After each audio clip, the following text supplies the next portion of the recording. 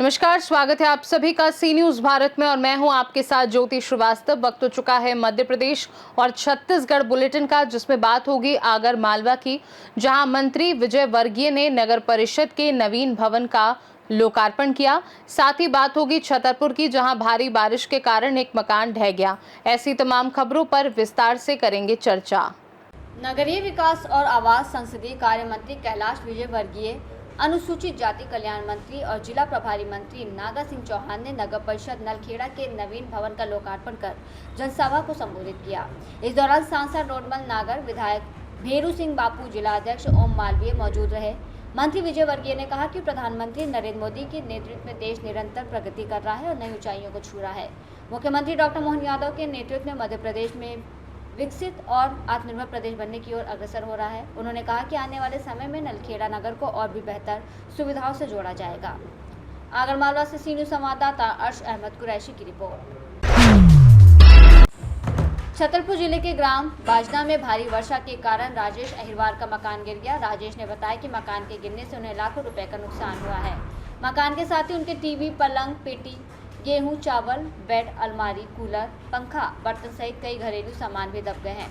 राजेश ने बताया, मैं गरीब परिवार से हूँ, मेरे छोटे छोटे बच्चे हैं। ये नुकसान मेरे लिए बहुत बड़ा झटका है।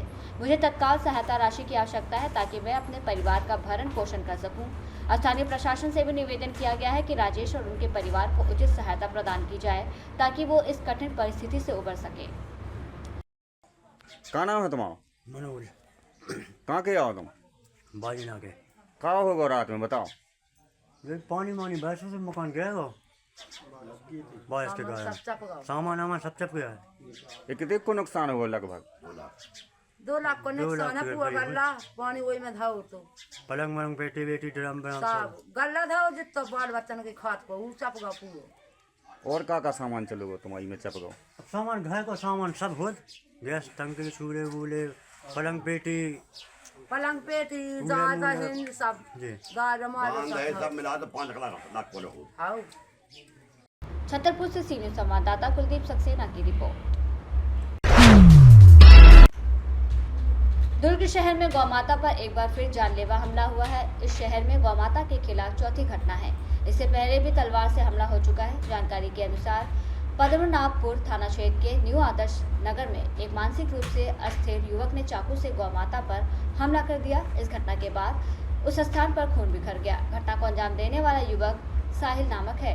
उसे चाकू से वार करते देख आसपास के लोग दहशत में आ गए, लेकिन कोई भी उसे रोकने की हिम्मत नहीं जुटा पाया, क्योंकि डर था कि कहीं वो किसी को भी चाकू मार न दे।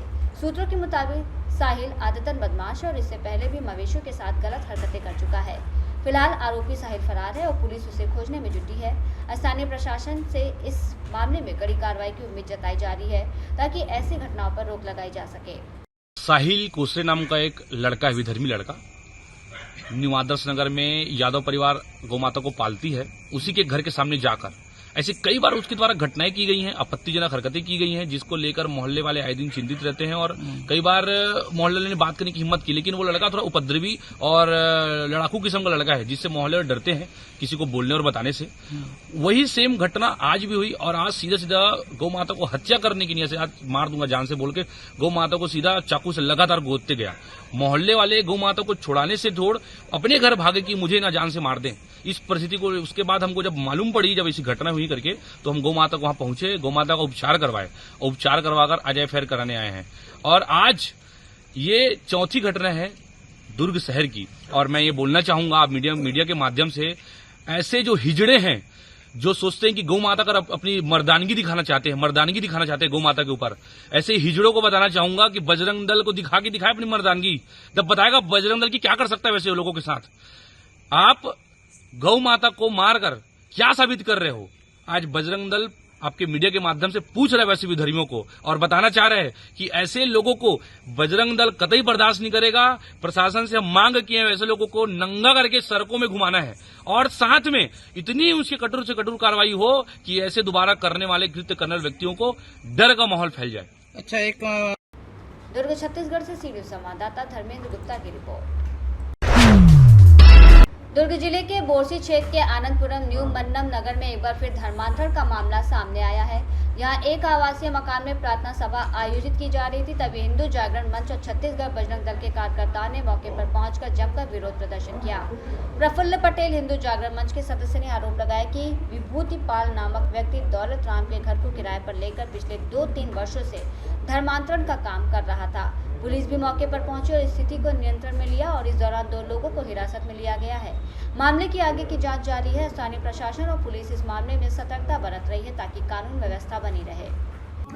आज एक विभूति पाल नाम का व्यक्ति बोरसी में अपने घर में चर्च चलाते हुए पकड़ा गया और वहाँ पे लगभग वो 2 साल से चला रहा था और सारे हिंदू थे जो वहाँ से लोग मिले हैं और सीधा सीधा धर्मांतरण का मामला है। और इन ईसाई मिशनरी वालों को मैं बोलना चाहूँगा कि आपको भारत में रहना है तो भारत के कानून को मानने के लिए आप बाध्य हो। स्पष्ट है धर्म स्वातंत्र अधिनियम में और इसी पे मद्रास हाई कोर्ट का भी एक निर्णय है कि किसी को अपने घर में कोई प्रार्थना सभा करनी है तो उसके लिए कलेक्टर की अनुमति अनिवार्य है। तो कलेक्टर की अनुमति ये नहीं दिखा पाए। लैंड यूज़ आवासीय जहाँ घर बना है और उसका उपयोग जो है चर्च के रूप में कर रहे हैं, जो कि सीधा कानून सम्मत नहीं है। तो इस पे कार्रवाई करने के लिए हम लोगों ने मांग की थी और ये बोलते हैं कि हम लोग जो है किसी को बुलाते नहीं है, लोग खुद आते हैं। क्या कोई किसी घर में उसकी मर्जी खिलाफ घुस सकता है?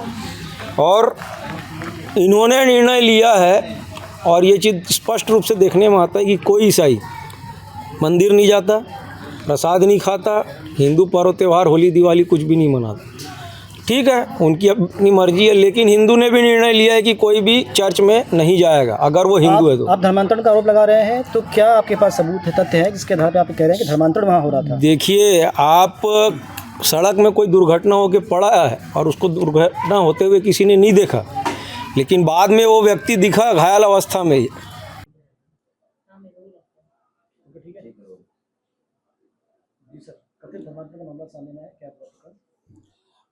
आज प्रार्थी प्रदीप सिन्हा थाना उपस्थित आकर लिखित आवेदन पेश किया कि बोरसी में एक आवासीय मकान में हिंदू देवी देवताओं को के प्रति अभद्र टिप्पणी के विषय में सभा करके कथित व्यक्तियों के द्वारा वहां पे टिप्पणी की जा रही है। उक्त लिखित आवेदन पर थाना पद्मनाभपुर में धारा 299 BNS के तहत अपराध पंजीबद्ध करके 2 व्यक्ति को हिरासत में लिए हैं, जिनके खिलाफ में आवश्यक वैधानिक कार्रवाई कर रहे हैं। दुर्ग छत्तीसगढ़ से सीनियर संवाददाता धर्मेंद्र गुप्ता की रिपोर्ट।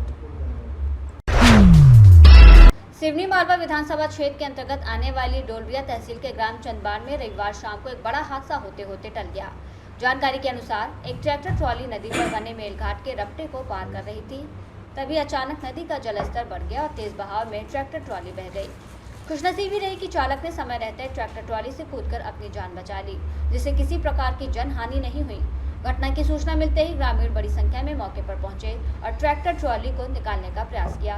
कुछ समय बाद ट्रैक्टर ट्रॉली को सुरक्षित बाहर निकाल लिया गया। ग्रामीणों ने बताया कि बरसात के दिनों में नदी नालों पर बने रपटों से आवागमन बेहद खतरनाक हो गया है। प्रशासन द्वारा बार बार चेतावनी जारी करने के बावजूद लोग जान जोखिम में डालकर नदी पार करने की कोशिश करते हैं, जिससे ऐसी घटनाएं बढ़ रही हैं। सिवनी मालवा से सी न्यूज़ संवाददाता संतोष चंदेल की रिपोर्ट। मध्य प्रदेश और छत्तीसगढ़ बुलेटिन में बस इतना ही। देश दुनिया की बाकी खबरों को जानने के लिए आप देखते रहिए सी न्यूज़ भारत।